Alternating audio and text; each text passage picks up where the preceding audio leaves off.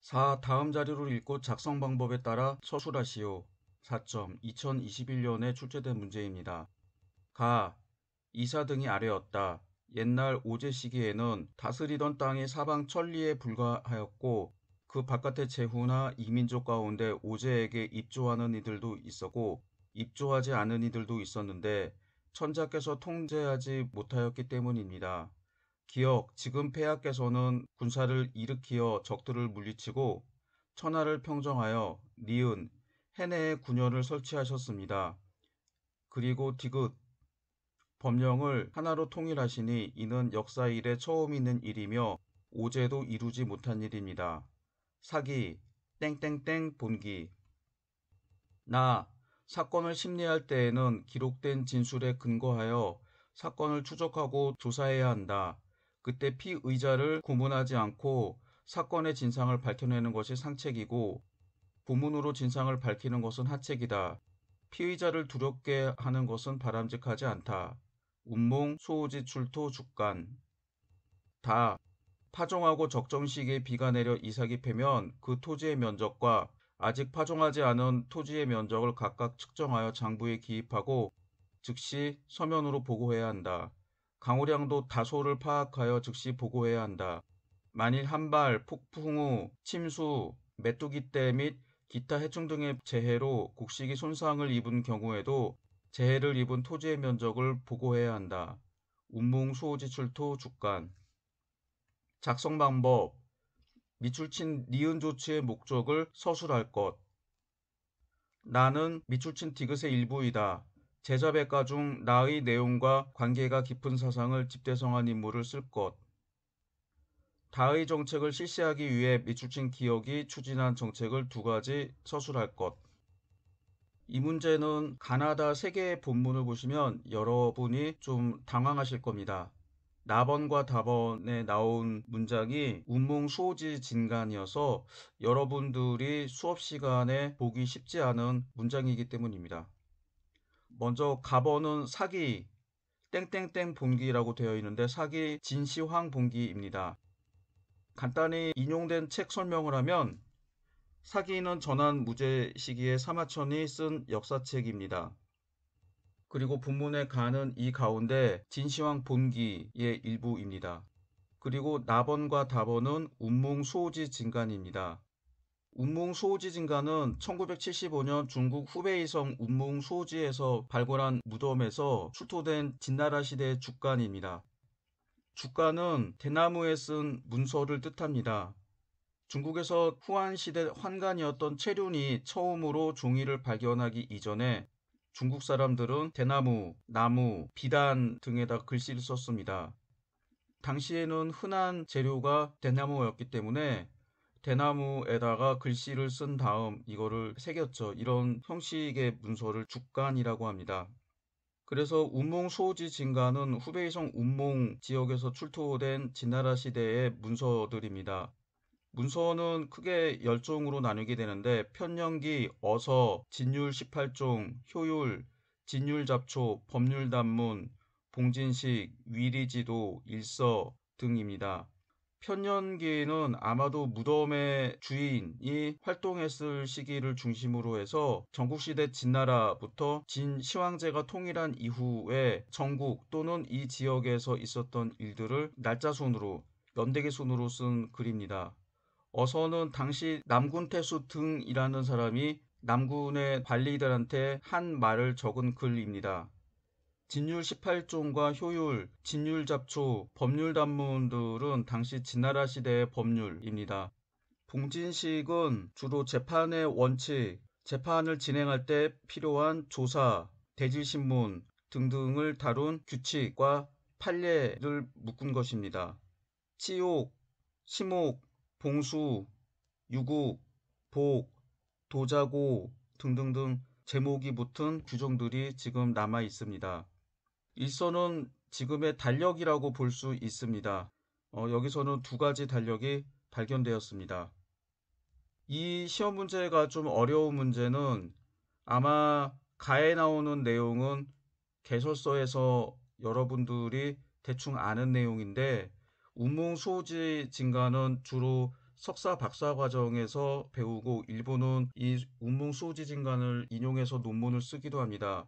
그래서 나와 다에 해당하는 운몽수호지 주간에서 시험 문제를 출제한 것은 사실 여러분들이 풀기에는 좀 어렵습니다. 그러나 당황하지 말고 문장에서 실마리를 얻으면은 문제를 쉽게 풀 수 있습니다. 먼저 첫 번째 문제, 밑줄 친 니은 조치의 목적을 서술할 것. 니은 부분이 뭔가 다시 한번 살펴볼까요? 이사등이 아래였다. 옛날 오제 시기에는 다스리던 땅이 사방 천리에 불과하였고 그 바깥의 제후나 이민족 가운데 오제에게 입조하는 이들도 있었고 입조하지 않는 이들도 있었는데 천자께서 통제하지 못했기 때문입니다. 기억, 지금 폐하께서는 군사를 일으키시어 적들을 물리치시고 천하를 평정하여 니은 해내의 군현을 설치하였습니다.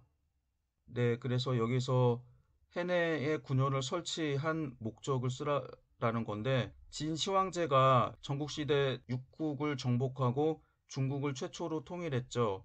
그래서 중앙에서 각 지방을 통제하기 위해서 군현을 설치하고 황제가 직접 지방관을 임명해서 중앙정부의 명령을 각 지방에서 철저하게 행하게 하는, 중국에서는 군현지배체제라고 하고 여러분들한테 익숙한 표현으로는 중앙집권적인 지배체제를 구축하기 위한 것이 목적입니다.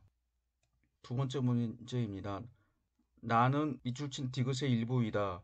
제자백과 중 나의 내용과 관계가 깊은 사상을 집대성한 인물을 쓸 것. 디귿은 가번에 있는 단락 밑에서 셋째 줄에 보입니다. 법령이라는 단어죠. 그래서 밑줄친 법령의 일부이다. 제자백과 중에 나와 관계 깊은 것. 나번을 한번 다시 읽어보겠습니다.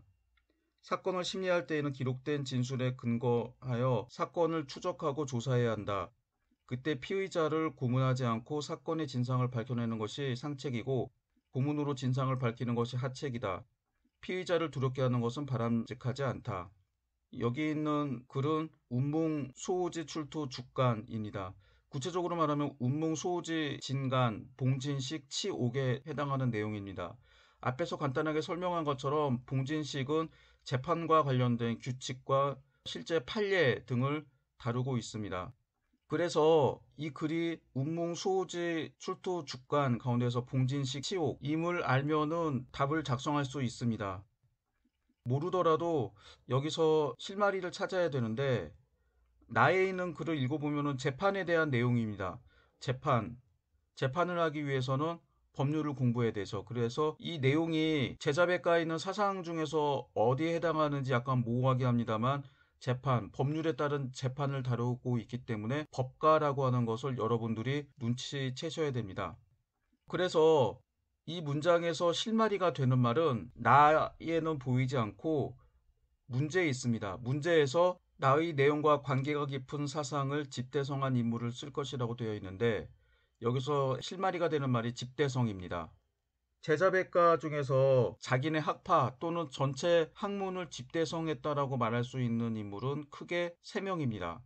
즉 공자는 육아의 대표적인 사람으로서 서주시대 혹은 그 이전부터 있었던 문서들을 정리하고 중국 각지에 있는 시가들을 정리해서 시경을 편찬했었죠. 그래서 공자는 육아를 집대성한 인물이라고 할 수 있습니다. 그 다음에 법가는 크게 신부례를 대표로 하는 술치, 이극과 상황이 대표인 법치, 신도가 대표인 세치, 이 세 가지 분야로 나눠지게 되는데 이 술, 법, 세, 즉 술치, 법치, 세치 이 세 가지를 집대성한 인물이 있습니다. 바로 한비입니다. 그리고 공자와 한비가 각각 육아와 법가의 지식을 집대성했다라고 하면 여부리는 기존에 있는 학문을 총정리했습니다. 그래서 여시춘추라고 하는 책을 썼는데 이 여시춘추는 일종의 백과사전에 해당하는 책입니다. 그래서 여부리는 역사뿐만 아니라 육아, 법과, 도가 등등 여러 학파의 사상과 지식들을 정리해서 여시춘추라고 하는 책을 썼습니다. 그래서 여부리를 잡가로 분류하는 사람들도 있습니다.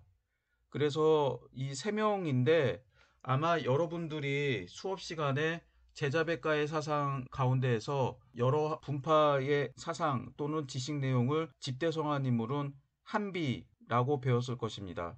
그렇지 않더라도 여기서 이제 집대성한 인물이 공자, 한빛, 여불이 세 사람인데 나에 해당하는 내용이 재판과 관련된 내용이죠. 재판은 법률. 그래서 법률을 강조하는 학파는 법가입니다. 그래서 법가 사상가 중에서 법가를 집대성한 인물을 고르라고 하는 문제인데 그래서 정답은 한비입니다. 이 문제는 상당히 좀 어려운 문제인데 춘추 전국시대 제자백가들의 기본적인 특징을 잘 알고 있으면 풀 수 있는 문제입니다. 그러나 쉬운 문제는 아닙니다. 물론 제 수업을 들은 학생들은 이 집대성이라고 하는 단어를 실마리로 한다라고 하면은 한비구나라고 하는 것을 알 수 있죠. 다음 문제입니다. 다의 내용을 실시하기 위해 미술친 기억이 추진한 정책을 두 가지 서술할 것. 가 부분에 있는 기억이 누구인지 한번 살펴보도록 하겠습니다. 다시 읽어보면 기억, 지금 폐하께서는 군사를 일으키어 적들을 물리치고 천하를 평정하여 해내 군현을 설치하셨습니다. 그래서 지금 폐하, 원어로는 금상이겠는데 이 사람이 적들을 물리치고 천하를 평정했다, 통일했다라는 뜻으로 해석을 할 수가 있죠. 그리고 해내 군현을 설치했다. 여러분들이 개설서 수준의 지식을 가지고 풀이를 해보면은 통일을 한 다음에 전국에 군현을 실시한 인물이 누구일까요? 진시황제라는 것을 알 수가 있습니다. 또 이 사람이 진시황제라는 실마리는 바로 가의 맨 앞에 나옵니다. 가의 이사라고 하는 인물이 나오죠. 그래서 이 이사가 진시황제에 의해서 등용이 되고 진시황제 시기에 승상이 됐다라고 하는 배경 지식을 아는 학생이면은 여기에 나오는 지금 폐하가 바로 진시황제라는 사실을 알 것입니다. 그래서 진시황제가 추진한 정책을 쓰라고 하는 건데 그래서 다의 내용을 다시 읽어보죠. 파종하고 적정 시기에 비가 내려 이삭이 패면 그 토지의 면적과 아직 파종하지 않은 토지의 면적을 각각 측정하여 장부에 기입하고 즉시 서면으로 보고해야 한다. 강수량도 다소를 파악하여 즉시 보고해야 한다. 만일 한발, 폭풍 후, 침수, 메뚜기 떼 및 기타 해충 등의 재해로 곡식이 손상을 입을 경우에도 재해를 입은 토지의 면적을 보호해야 한다. 이 내용은 운몽 수호지 출토 주간이라고 되어 있는데 구체적으로 말하면 진율 18종 중에서 전율에 해당하는 내용입니다. 여기서 농사를 짓는 토지의 면적 그리고 강우량, 자연재해 등등 피해 상황도 보고해야 된다라고 하는 내용을 담고 있습니다.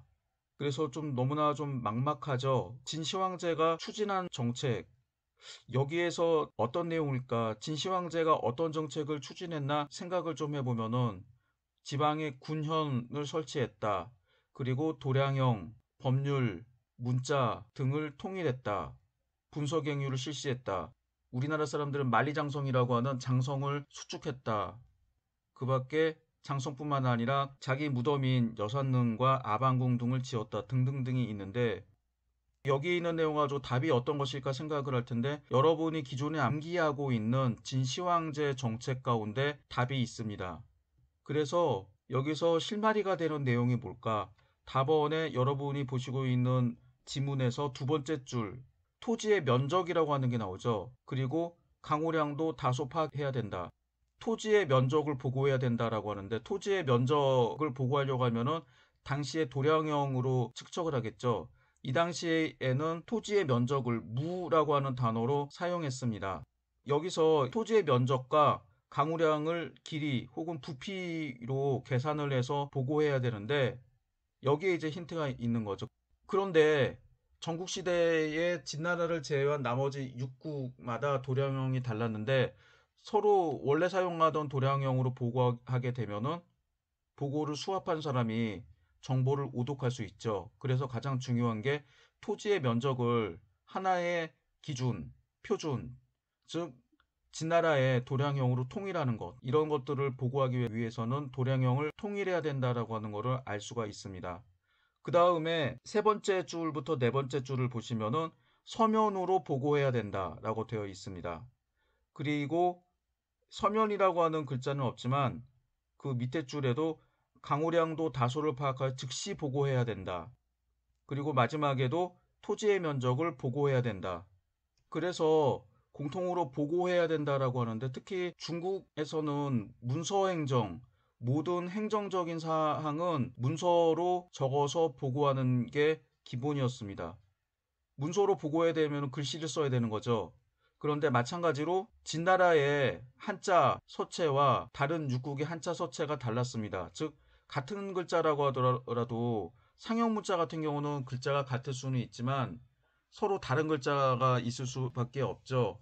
그래서 진시황제는 승상 이사에게 진나라의 문자를 바탕으로 해서 한자를 통일하게 합니다. 이걸 이제 전서라고 하게 되는데, 여기서 서면으로 보고해야 되기 때문에 문자 통일.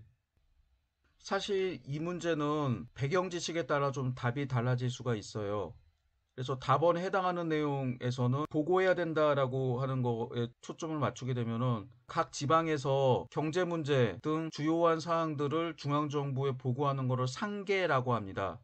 그리고 이런 문서를 보고하기 위해서는 문서를 전달하는 조직, 당시에는 우전제도, 역전제도라고 하게 되는데, 그래서 이런 문서 전달 조직인 역전, 그래서 상계와 역전 혹은 우전이라고 하는 게 답이 될 수 있는데, 이거는 적어도 대학원 수준에서 여러 가지 진간, 한간 등 출토 문서에 나오는 법령을 공부해야지 알 수 있는 내용이에요. 그래서 이거는 아마 답이 될 수 없고, 개서서 수준에 나오는 내용 가운데 하나인 도량형 통일, 그리고 문자 통일이 정답에 가깝다고 볼 수 있습니다.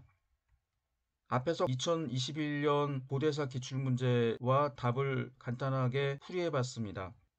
군원을 설치한 목적을 쓰는 문제는 이와 비슷한 문제가 다음으로 이미 치황제의 출제가 된 통일 적이 정책을 있습니다. 살펴보도록 하겠습니다. 그래서 먼저 단순하게 치황제는 문제의 앞날부터 황제라는 지나가지 칭호를 만들게 마시고 됩니다. 여기서 당시 시험 전국 문제의 시대의 배경이 7개 나라 됐던 모두 치황제 왕이라고 통일 칭했습니다. 정책과 그래서 법과 6명의 사정에 대해서 왕을 간단하게 제거한 후 살펴보도록 중국을 하겠습니다. 통일했던 시황제는 먼저 왕이라고 하는 시황제 칭호가 통일 격이 정책입니다. 낮다라고 생각을 했습니다. 그래서 사망 오제의 덕을 겸하는 존재다라고 해서 황제라고 하는 칭호를 만들게 됩니다.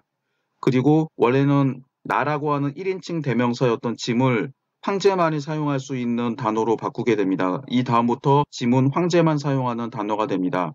그 다음에 황제 명령을 조 혹은 조서, 조령이라고 합니다. 그 다음에 정복했던 6국의 지역을 군과 현으로 편제하고 전국에 36군을 설치했습니다. 사실 이 36군은 기록에 따라서 더 많아서 지금 학자들의 고증에 따르면은 이때 설치했던 군이 50개가 넘어간다고 합니다만, 일단 사료 기록은 36군이라고 합니다.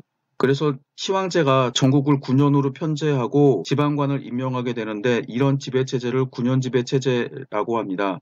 군현지배체제의 가장 중요한 특징은 첫 번째, 황제가 지방관을 직접 임명해서 각 지방으로 파견한다라고 하는 겁니다. 두 번째, 이때 지방관을 임명할 때 회피제를 적용하는 겁니다. 회피제는 지방관이 그 지역 출신이 아닌 타지 사람들을 임용하게 되는 겁니다. 만약 그 지역 사람들을 임명하게 된다면 그 사람이 그 지역의 사정을 잘 알고 있어서 통치를 잘할 수도 있지만, 반대로 그 지역에 있는 사람들과 유착을 하게 되고, 그리고 그 지역에 왕처럼 군림하게 되면서 중앙정부의 말을 듣지 않을 수가 있습니다. 그래서 가장 중요한 건 회피제입니다. 그리고 세 번째 특징은 이 시기에는 적용이 되었는지는 잘 알 수가 없는데 지방관의 임기를 정하는 겁니다. 원래 위진남북조 시대 때 지방관의 임기는 6년이었다가 수당 시대가 되면은 절반이 3년으로 줄어들었다라고 하는데, 이때도 임기제가 실시됐는지는 모르겠습니다. 그 다음에 네 번째로 중요한 원칙은 지방관의 권력을 여러 개로 나누는 겁니다. 군의 군수, 군승, 군위를 두었습니다. 그래서 군수는 일반적으로 행정을 담당하고 치안과 군대는 군위가 담당하도록 합니다. 이처럼 권력을 일반 행정과 군사, 지휘라고 하는 두 개로 나누게 됩니다. 나중에는 여기에 덧붙여서 권력을 더 세분화시키는데, 예를 들면 명청시대 포정사, 도지휘사사, 안찰사가 있어서 포정사는 일반 행정을, 도지휘사사는 군대 지휘를, 안찰사는 감찰 업무를 맡게 합니다. 그 다음에 학정이라고 해서 학교와 과거제도를 담당하는 관리가 따로 있었습니다. 이처럼 권력을 세네 개로 나누게 되면 지방관의 권력이 약해지게 됩니다. 그래서 9년제 체제는 이런 네 가지 특징이 있는데 시황제 시기에 임기제가 있었는지는 기록이 없어서 정확히 알 수는 없고 나머지 세 가지 즉 황제가 지방관을 직접 임명해서 파견한다. 두 번째 회피제도를 적용한다. 세 번째 권력을 두세 가지로 나눈다. 이런 것들은 시황제 시대 때 적용되었습니다. 이 9년제 문제와 관련해서 9년제와 봉건제와 관련된 사료를 읽어보도록 하겠습니다. 승상, 왕관 등이 말하기를 제후들이 이제 막 평정되었지만 연, 제, 초 나라의 땅이 너무 멀어서 왕을 두지 않으면 그들을 제압할 수 없습니다.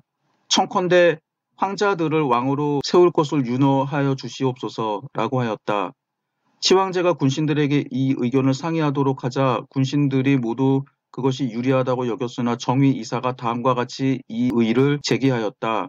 주의 무왕은 많은 자제들과 일족을 왕으로 봉했지만 후손들이 점차 소원해지고 멀어져서 서로 원수처럼 공격했고 심지어 제후들끼리 서로 정벌하였음에도 주나라의 천자는 그들을 막을 수 없었습니다. 이제 천하가 폐하의 신령에 의해서 통일되어 모두 군현으로 삼았으니 황자나 공신들에게 국가의 부세로서 후한상을 내린다고 하면 그들을 다스리기 매우 쉬울 것입니다. 그렇게 하시면 천하에 다른 마음이 없을 것입니다. 이것이 바로 천하를 안녕케 하는 계책이오니 제후를 설치하는 것은 좋지 않습니다. 그러자 진시황은 이렇게 말했다. 전쟁이 멈추지 않아 천하가 모두 고통받고 있는데 이는 제후왕이 있기 때문이다. 선조의 신령에 의지하여 이제 천하를 평정하였는데 이제 또다시 제후국을 세운다는 것이 다시 전쟁을 조성하는 것이니 안녕과 평정을 구하는 것이 어찌 어렵지 않겠는가. 정의의 의견이 옳도다. 그래서 천하를 36개 군으로 나누고 군마다 수, 위, 감을 두었다. 여기에서 원래 승상왕관을 비롯한 신하들은 주나라 즉 서주 시대 때의 봉건제를 다시 실시하자고 했습니다. 이에 대해 이사가 반대하게 됩니다. 시황제는 이사의 의견에 따라서 봉건제 대신에 군현제를 택하게 됩니다. 36개 군에 파견되었던 수, 즉 군수, 위, 군위, 감, 군감이라고 하는데 군수는 일반 행정을, 군위는 군대 지휘를, 감은 감찰 업무를 맡게 됩니다. 이어서 그 다음에 있는 문단을 읽어보겠습니다. 백성을 일컫는 말을 바꾸어 검수라고 하게 하고 전국에 큰 연회를 베풀었다. 천하의 병기를 수집하여 함양에 모아놓고 전국의 부호 12만호를 함양으로 이주하게 하였다.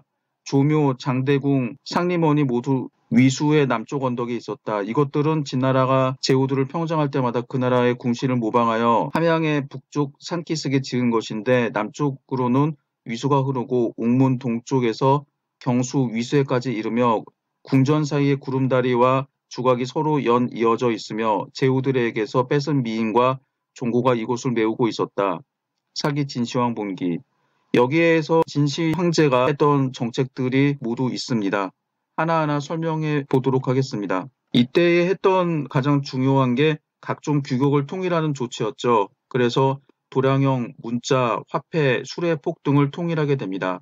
도량형과 문자, 화폐 이런 것들을 통일하게 했다라고 하는 것은 국가가 한 가지 기준에 따라서 세금을 걷고 백성들에게 노동력을 징발하고 군역을 부과하기 위한 조치였습니다. 특히 문자를 통일하는 것은 당시 중국 사람들의 말이 달랐기 때문에 문자마저 다르게 되면 의사소통을 제대로 할 수 없었습니다. 그 다음에 당시에는 문서행정이 있어서 문서로 의사를 주고받았기 때문에 이런 문자 통일이 가장 중요합니다. 그 다음에 문화와 사상을 통제하기 위해서 분서갱유라고 하는 조치를 취하게 됩니다. 분서는 기원전 213년 박사 순우월이 봉건제도 회복을 주장하자 이를 반대하게 됩니다. 이사는 이를 반대하고 유생들이 정보법령을 비판하며 백성들을 현혹시키고 다른 주장만 내세운다라고 하면서 정치에 대한 논의를 언급하도록 주장했습니다. 그리고 민간인이 정치성을 띤 서적을 몰수해서 소각할 것을 건의했습니다. 이 명령이 내려진 다음에 30일 안에 책을 소각하지 않으면 벌로 성단, 이라하여 불에다 불로 지져가지고 글씨를 씁니다. 이걸 묵형이라고 합니다. 그 다음에 숙성의 노역에 4년 동안 복역하게 했습니다. 그래서 육국의 역사책과 문학, 시서, 여러 사상가들의 책들을 전부 다 없앴습니다.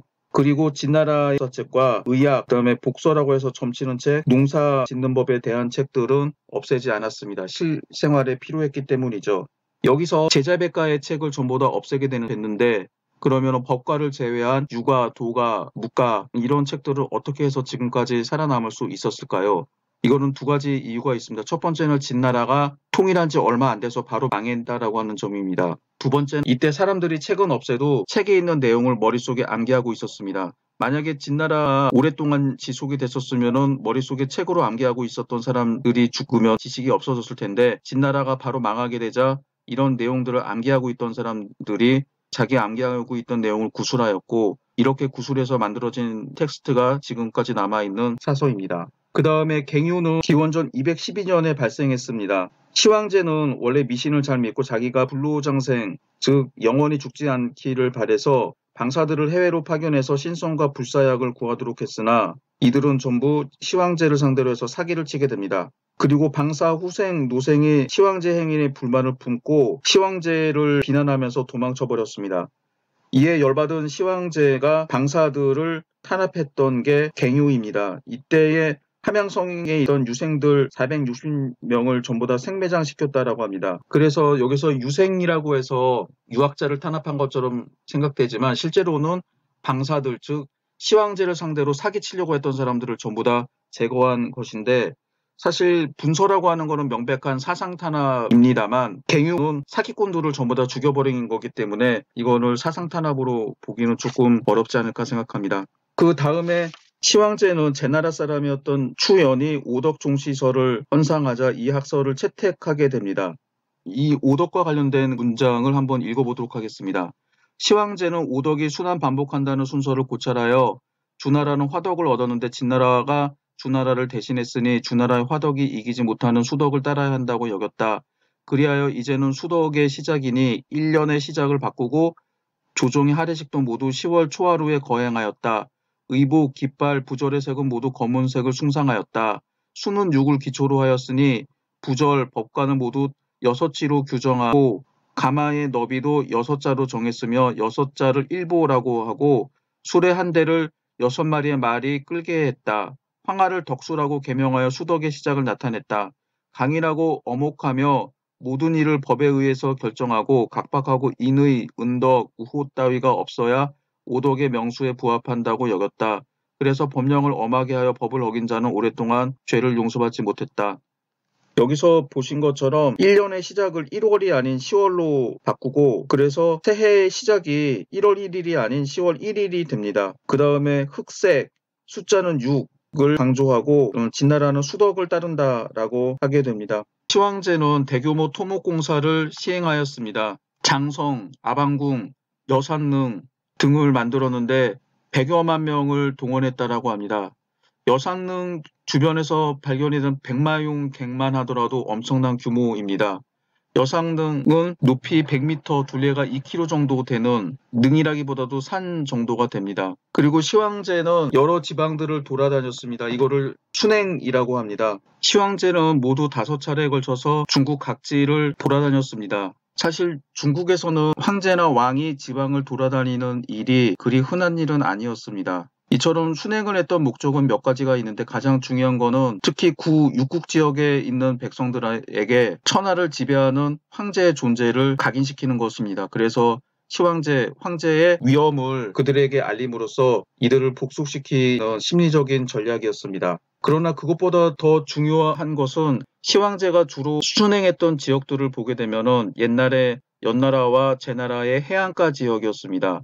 그래서 이 지역을 방문한 이유는 불로장생을 하기 위해서 영원히 죽지 않은 불사초를 구하기 위해서 해안가에서 제사를 지내려고 했던 겁니다. 그러나 그 목적을 이루지 못하고 마지막 순행 중에 사구라고 하는 지역에서 죽습니다. 두 가지 법가 사상을 비교한 것입니다. 제나라의 법가와 삼진의 법가입니다. 제나라의 법가는 주로 경제를 강조하고 있습니다. 반면에 삼진의 법가는 정치를 강조하고 있고 정부의 지위를 공고히 하고 군주 권력을 강화하는 데 목적을 두고 있습니다. 제나라 법가를 대표하는 저서에는 관자와 안자가 있습니다. 관자는 앞에서 설명했으니까 생략을 하도록 하고 안자에 대해서 대충 살펴보겠습니다. 안자는 제나라의 대부였던 안영이 지었다라고 하는 책인데 실제로는 후세학자들이 지은 책이다라고 합니다. 안자에서는 큰 나라의 과역과 사치를 어떻게 막을까라는 점을 주로 서술하고 있습니다. 어떻게 부하게 하면서 사치스럽지 않도록 하며 풍성하면서 넘치도록 하지 않는가를 논하고 있습니다. 안자가 당시에 사치스럽고 맘대로 행동을 했던 제 경공의 신하였다라고 하는 점을 보면은 이런 주장이 좀 이해가 갑니다. 삼진법과 사상가 법가들의 대표적인 저서로는 신자, 신부래가 저술을 했다라고 하는 책이죠. 상군서, 한비자 등이 있습니다. 제나라 법가들의 주장을 살펴보면 관자는 중농, 절약, 재물, 상업을 강조했고 상업의 큰 이익은 국유로 해야 된다라고 주장을 했습니다. 안자는 주로 이 절검과 절약을 강조했고 안자의 대부분의 사상은 육아사상과 비슷하다라고 합니다. 삼진법가는 세 파로 나눌 수 있습니다. 술, 즉 술치를 강조하는 신불의